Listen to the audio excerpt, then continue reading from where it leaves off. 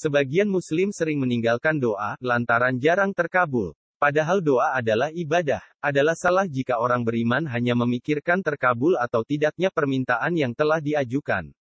Bagaimana kita melakukan doa yang benar? Bolehkah kita meninggalkannya? Berikut penuturan Kiai Haji Ahmad Bahaudin Nur Salim atau Gus Baha tentang ibadah doa sebagaimana dikutip dalam kajian bersama channel Ngangsu Kawruh ini.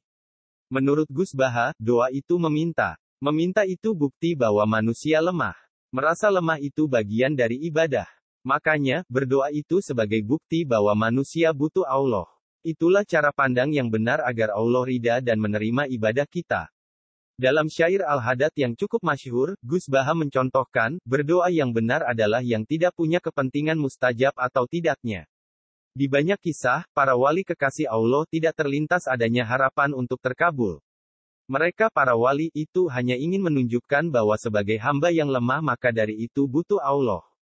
Itu saja, ujarnya. Cara pandang seperti ini perlu menjadi pertimbangan terutama bagi muslim yang tidak memandang doa sebagai bagian dari ibadah. Banyak dari mereka meninggalkan doa setelah merasa tidak dikabulkan oleh Allah. Jelas tindakan seperti itu adalah keliru. Karena ibadah, maka seorang mukmin harus terus-menerus mengulangi doanya hingga Allah mengabulkannya.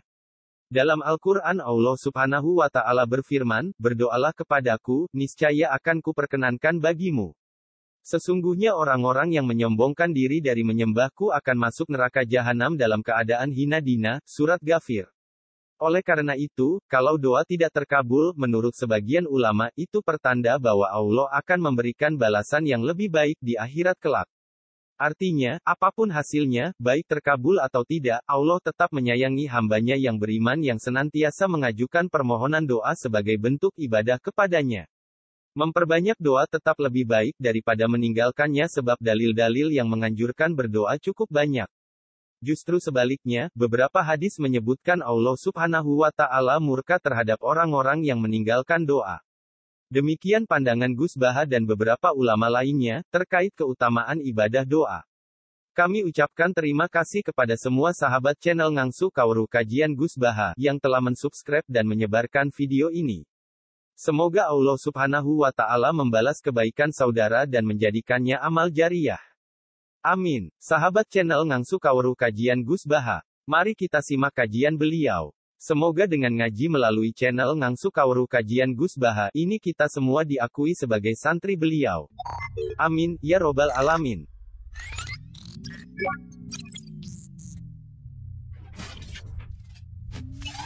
Bismillahirrahmanirrahim. Dan ini gak apa-apa di sini aja. Jadi jelas ya, ada ayatnya ud'u rabbakum tadarru'aw wa khufyah. Terusannya apa? Innahu la yuhibbul mu'tadin. Kalau kamu berdoa itu yang tadarru'. Tadarru' itu ya yang sangat sopan, wa khufyah secara diam-diam atau secara enggak berlebihan. Terusannya ayat innahu la yuhibbul mu'tadin. Allah itu tidak suka orang yang melewati batas. Itu termasuk melewati batas dalam doa karena ada unsur mendikte Allah. Saya memberi contoh tadi. Misalnya kita sebagai cowok berdoa, ya Allah saya ingin punya istri cantik, sholihah, nasabnya baik, gak pernah cerewet, gak pernah apa. Itu kan nanti nyarinya juga susah. Nanti kalau Allah menjabatkan itu adanya di surga, nindonya rapayu rabi, kira-kira. Nah itu sudah berlebihan. Terus kalau ada ulama mengatakan doa itu mukul ibadah, itu maksudnya gini, doa itu bukti kita minta, minta itu bukti kita lemah. Dan merasa lemah itu sudah bagian dari ibadah. Makanya masyhur itu syairnya Abdul Al-Haddad itu. Fadu'ai wabtihali dalilun li iftiqori. Jadi saya berdoa itu hanya sebagai bukti saya butuh Allah. Saya sendiri tidak punya kepentingan mustajab apa enggak. Jadi wali-wali yang mengatakan doa itu mukul ibadah, sebetulnya itu malah wali-wali yang dari awal enggak kelintas di sembadanya apa enggak. Butuhnya dia itu menunjukkan bahwa saya ini lemah. Buktinya, posisinya minta. Itu yang dimaksud mukul ibadah. Tapi kalau kita berdoa terus posisi kita protes, katanya kamu baik ya Allah, engkau baik, ternyata enggak juga. Buktinya semua doa saya enggak kamu kabulkan. Wah, ini malah doa kriminal jadinya. Jadi yang dimaksud mukul ibadah itu doa itu bukti minta. Minta itu bukti lemah. Makanya ada syairnya Abdul Al-Haddad maksud fadu'a ibtihali dalilun li iftiqor. Jadi saya minta engkau ya Allah itu bukti saya butuh. Jadi itu bukan dua hal yang harus dipertentangkan. Jadi kalau doa dikatakan apa? Ibadah, karena di doa itu minta. Lah minta itu bukti merasa kita lemah. Berarti kita sa'il, Allah mas'ul. Kita minta, Allah yang kita mintain. Kita menengadah, Allah yang berposisi memberi. Itu saja sudah cukup sebagai ibadah. Meskipun doa kita tidak mustajab. Karena memang tadi seperti itu. Kalau di ilmu-ilmu tasawuf itu apa ya, doa itu memang benar-benar sudah mukul ibadah, karena tadi perasaan merasa butuh sama Allah itu. Nah, merasa butuh itu, nah kalau kita berdoa merasa butuh sama yang kita minta, itu dalam ilmu tasawuf sudah kriminal. Berarti kamu lebih butuh makhluknya. Misalnya begini ya, saya ingin punya rumah bagus, terus setelah punya rumah kredit, saya utangnya banyak. Sebetulnya saya itu tidak pernah ingat Allah. Gara-gara utang banyak, kredit jatuh tempo, terus melibatkan Allah. Ya Allah, saya ini utang banyak gini, terus tolong dibayar.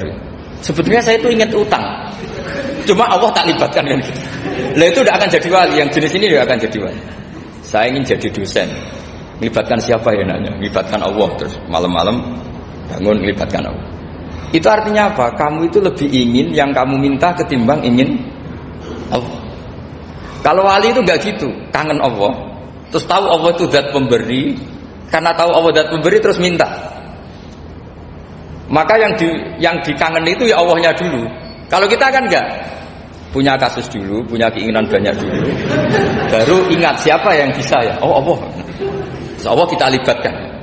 Ya untungnya Allah baik, mau ramal utang bukan mikir. Untungnya Allah tidak jawab itu.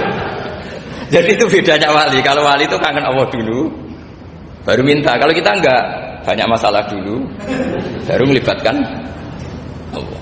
Nah yang jenis ini itu bahaya. Kalau enggak disembadani mesti ngomel. Ya. Gusti katanya kalau yang minta kamu kabulkan, ternyata ini enggak.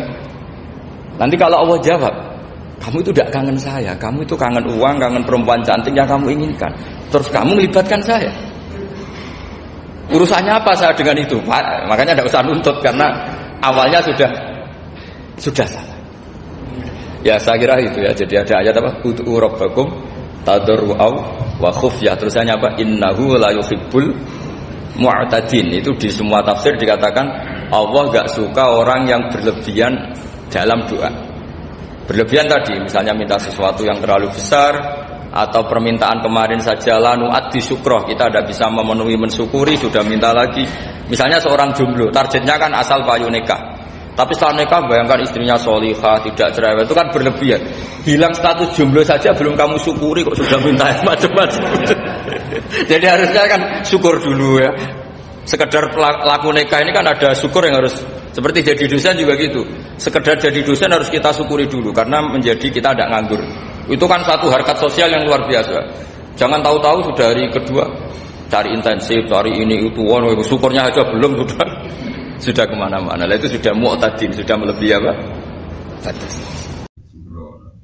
Subhanallah wa bihamdihi 'adada khalqihi wa ridha nafsihi wa zinata 'arsyihi wa midada kalimatihi. Subhanallah wa bihamdihi 'adada khalqihi wa ridha nafsihi wa zinata 'arsyihi wa midada kalimatihi. Subhanallah wa bihamdihi 'adada khalqihi wa ridha nafsihi wa zinata 'arsyihi wa midada kalimatihi.